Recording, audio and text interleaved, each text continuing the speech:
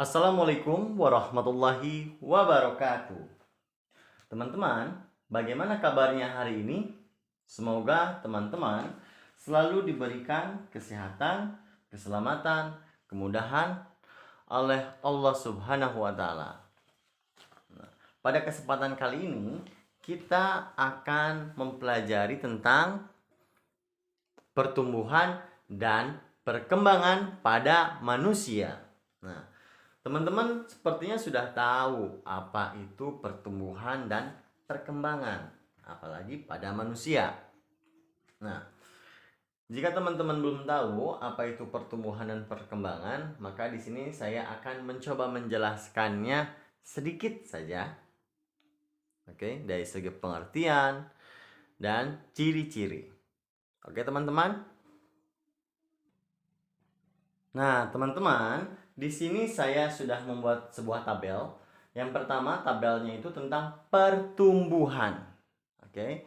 Jadi kita bahasnya pertumbuhan dulu ya, teman-teman. Oke.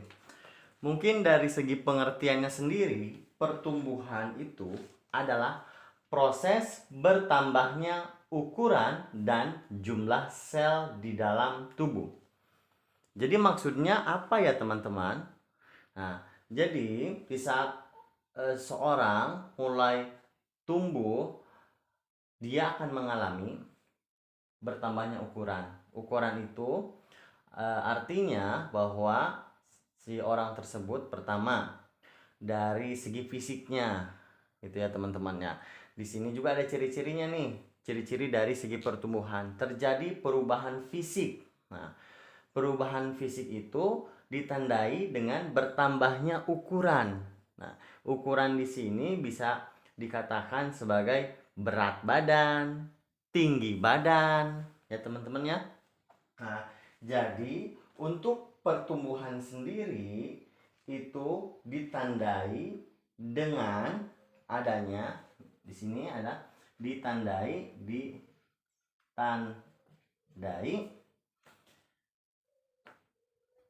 adanya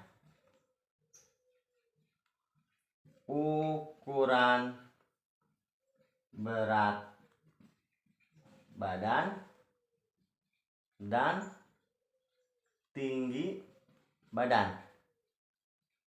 Nah, jadi untuk pertumbuhan itu biasanya yang paling sering kita lihat atau yang paling mudah kita lihatnya yaitu ditandai dengan adanya ukuran berat badan dan tinggi badan.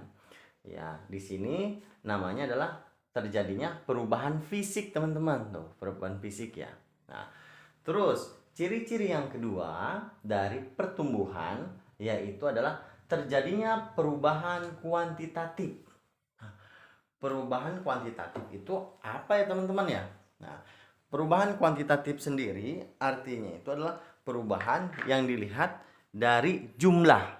Nah, kuantitatif itu adalah banyak atau jumlah. Banyak atau jumlah.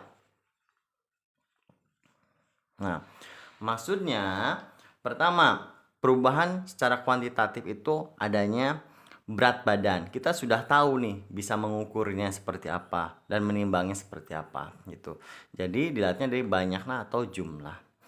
Terus yang ketiga atau yang C, dapat dinyatakan dalam ukuran jumlah. Nah, itu artinya kuantitatif ya teman-teman ya.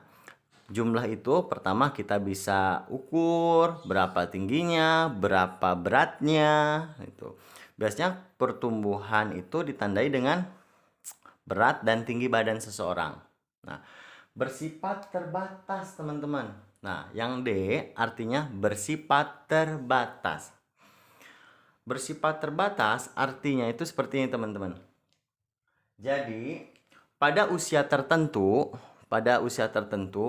maka seseorang tidak akan tumbuh lagi, mengalami pertumbuhan secara signifikan. Gitu ya.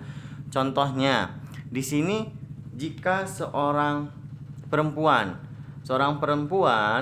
itu ditandai dengan pertumbuhannya itu adanya perubahan pada dadanya misalkan.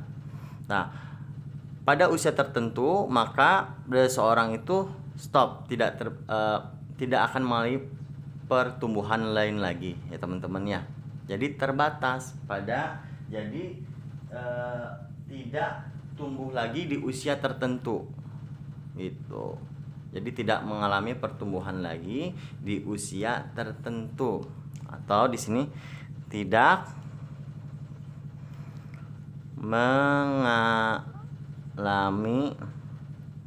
lagi di usia tertentu. Misalkan yang paling gampang lagi dari tinggi badan, teman-teman. Misalkan seseorang itu tingginya 170 cm di usia 20 misalkan. Nah, di usia 21 sampai dia tua, tingginya itu tidak akan bertambah lagi sampai 2 meter, tidak. Tetap 170 cm seperti itu. Jadi tinggi badan tidak akan terus-terusan gitu ya, terus-terusan akan bertambah, naik gitu. Jadi terbatas. Bisa dipahami teman-teman? Oke, jika teman-teman belum paham tentang pertumbuhan, teman-teman bisa komen di kolom komentarnya ya. Jika teman-teman sudah paham, teman-teman bisa like dan komen. Oke. Sekarang kita ke perkembangan. Nah, di sini juga saya sudah membuat sebuah tabel atau bagan tentang perkembangan. Nah, dari segi pengertiannya sendiri, perkembangan adalah proses pendewasaan atau pematangan organ-organ tubuh manusia.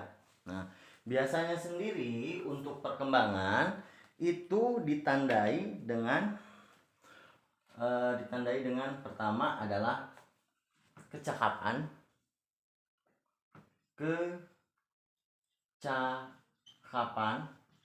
ditandainya ya, kecakapan. Setelah itu kematangan fisik,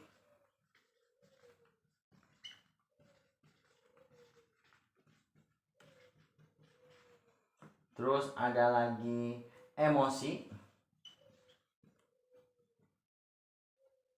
dan satu lagi pemikiran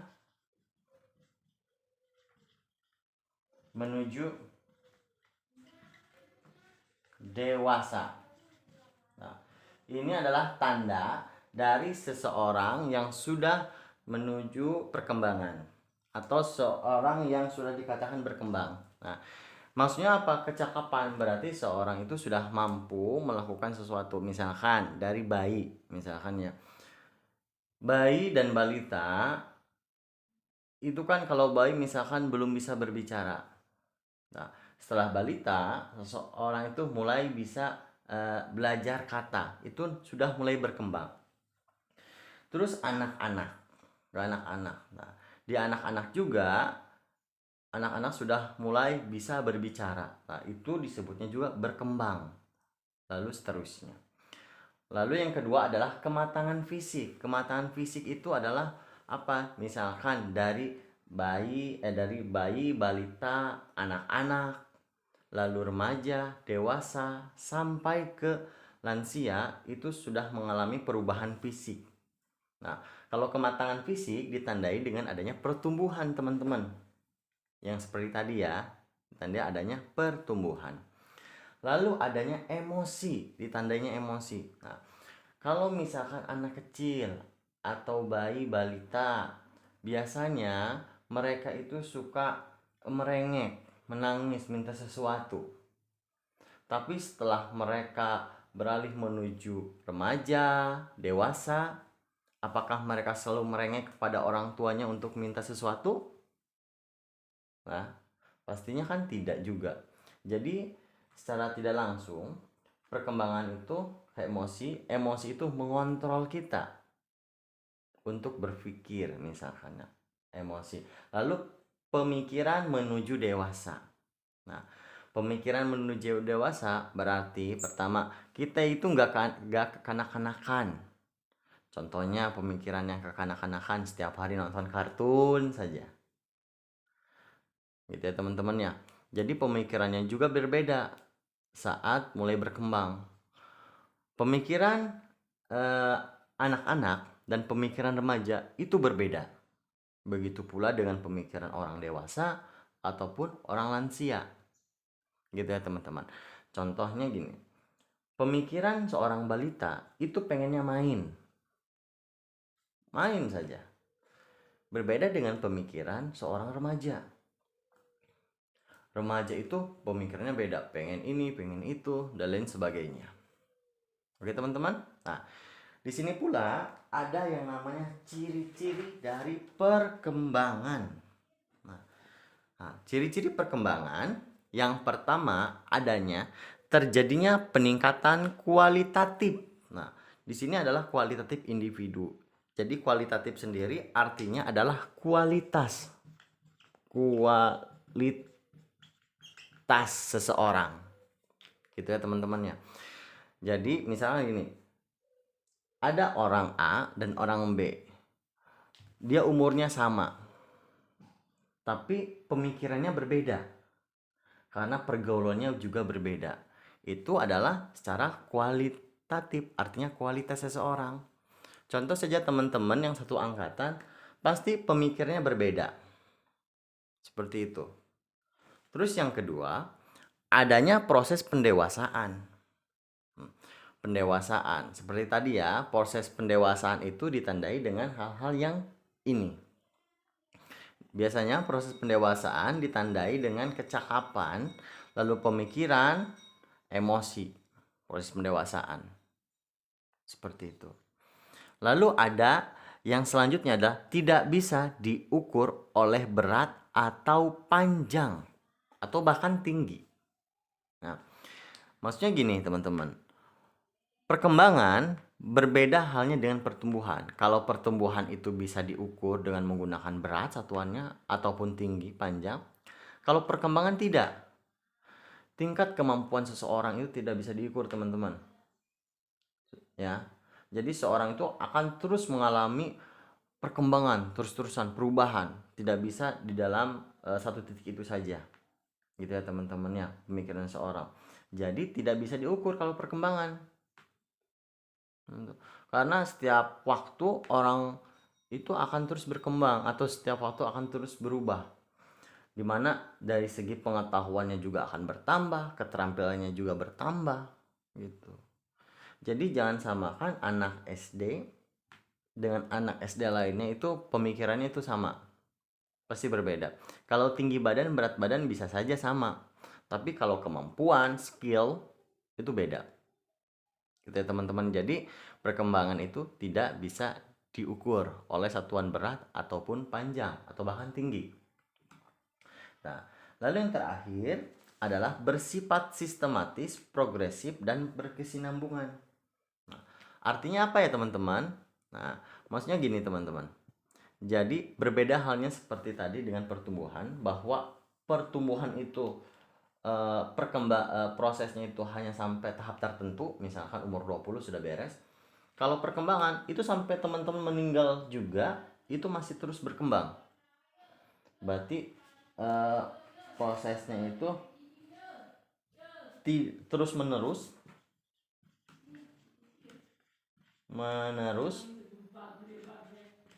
sampai meninggal.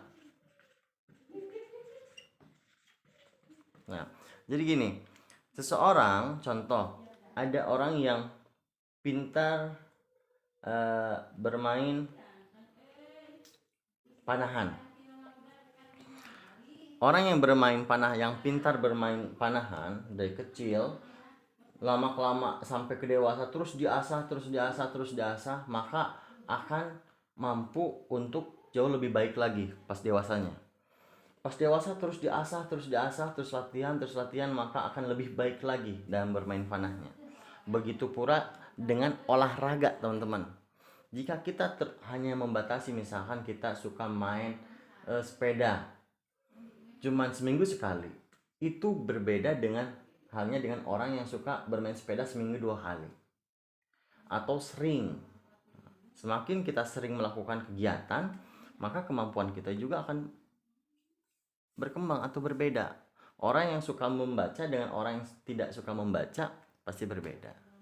Bahkan sampai kakek nenek pun perkembangan itu masih, karena perkembangan itu ditandai dengan pertama kematangan, kecakapan, pemikiran. Nah, di sini pemikirannya yang terus menerus. Seperti itu ya teman-teman. Cukup mudah bukan teman-teman? Jika teman-teman sudah mengerti tentang perkembangan, teman-teman bisa like videonya. Jika teman-teman masih belum mengerti, teman-teman bisa komen di kolom komentar. Itu saja. Nah, pertumbuhan dan perkembangan itu ada beberapa tahap ya teman-teman ya. Jadi ada 5 fase perkembangan seseorang. Nah, perkembangan seseorang, pertumbuhan seseorang ada 5 fase. Nah, ada 5 fase. Ada 6 fase perkembangan seseorang, tumbuh kembang seseorang. Fase perkembangan.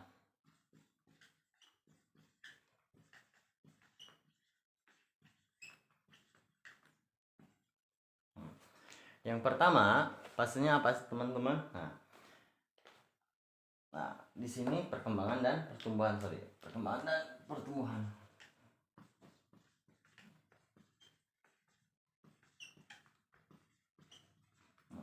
Ada 5 fase perkembangan dan pertumbuhan atau tumbuh kembang, teman-teman ya. Nah, yang pertama itu ada fase yang pertama, yaitu bayi. Dimana rentang usianya itu 0 sampai 24 bulan. Nah, dari usia sampai 24 bulan atau 2 tahun. Dimana pada saat bayi, manusia yang baru lahir sangat bergantung pada orang tuanya teman-teman. Jadi bayi itu belum dapat berjalan dan biasanya masih mengonsumsi ASI ya teman-teman. Terus yang kedua itu adalah balita. Nah teman-teman tahu ya, balita itu dari rentang usianya juga 2 sampai 5 tahun. Nah jika teman-teman memiliki adik 2 sampai 5 tahun itu namanya balita. Dimana pada masa balita biasanya sudah dapat berjalan, melompat, dan berlari. Mereka mulai pandai berbicara dengan orang lain. Jadi saat balita, seorang itu biasanya aktif, sering kesana kemari, lari-lari, lompat-lompat, main dengan yang lainnya. Gitu ya teman-teman ya. Terus ada lagi yang ketiga, saya geser dulu. Iya, yang ketiga, fase yang ketiga adalah anak-anak.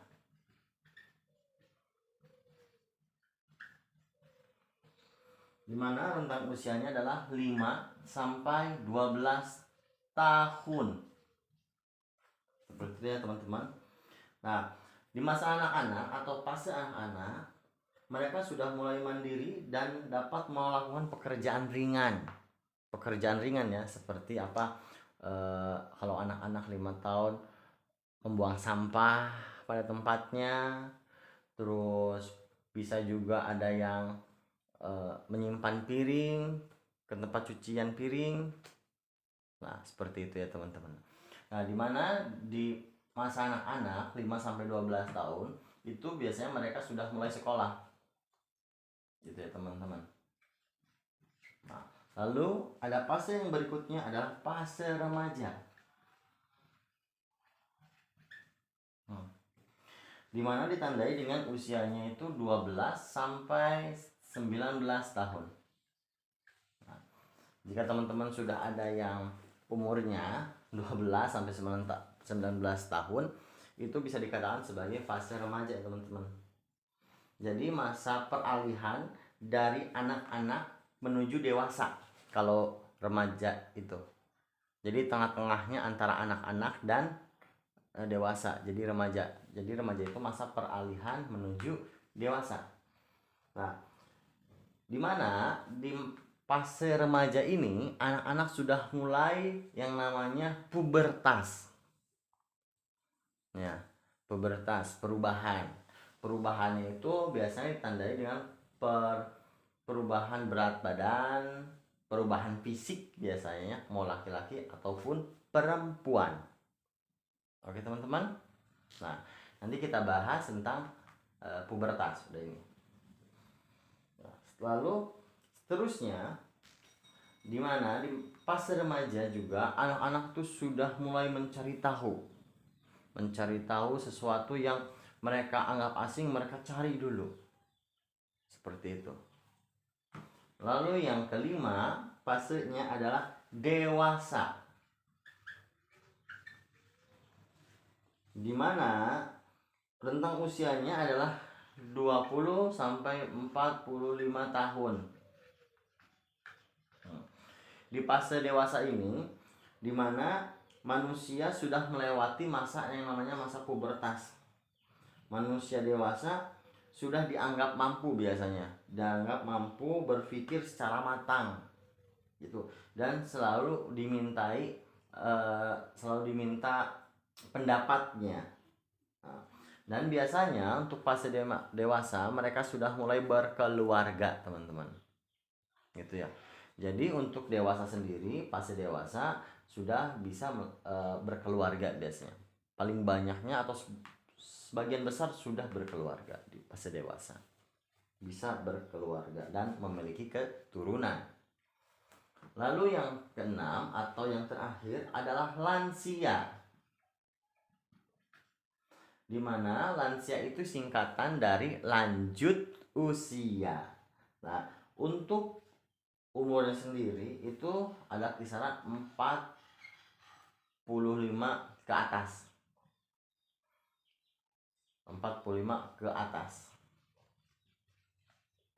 Nah, sampai ke atas itu namanya lansia ya teman-teman ya. Nah, di mana pada masa lansia manusia akan mulai mengalami perubahan fisik pula. Ya, tandanya mungkin teman-teman sudah tahu, yaitu kulit berkeriput, massa otot dan tulang menurun, penglihatan pun sudah mulai kabur. Oke teman-teman. Nah itu. Nah, cukup mudah bukan teman-teman? Ada fase perkembangan dan pertumbuhan pada manusianya. Ini adalah fase-fasenya. Oke. Jika teman-teman sudah mengerti, teman-teman bisa like videonya. Jika teman-teman masih belum mengerti atau belum paham, bisa komen di kolom komentar. Mungkin itu saja teman-teman yang bisa saya sampaikan. Mohon maaf bila mana banyak sekali kekurangan atau kesalahan dalam penyampaiannya, karena kita sama-sama sedang belajar. Jika ada masukan, teman-teman bisa komen di kolom komentarnya.